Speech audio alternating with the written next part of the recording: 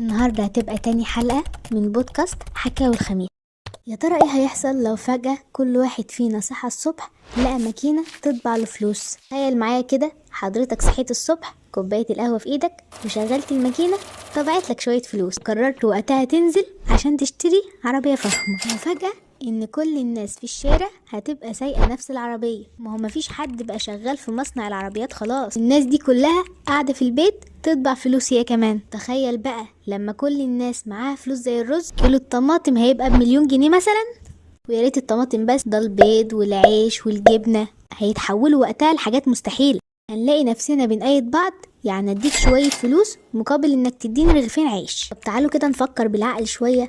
طب لما كل الناس معاها فلوس، ايه اللي هيخليهم يشتغلوا؟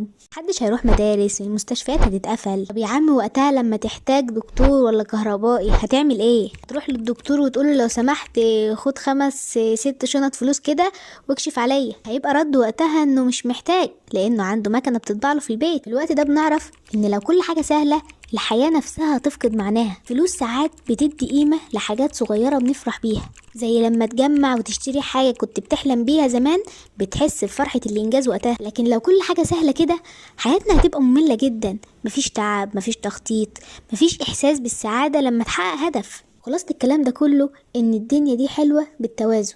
ربنا خلق الحياة بمبدأ كل شيء بقدر. الفلوس دي مجرد وسيلة مش غاية، ولو زادت عن حدها هتقلب الدنيا فوضى. اكتبولي بقى في الكومنت لو كان عندكم ماكينة فلوس كنت هتستخدموها ازاي. استنوني في الحلقة الجاية، وبلاش تطبعوا فلوس في الحلم النهاردة. باي حلوين.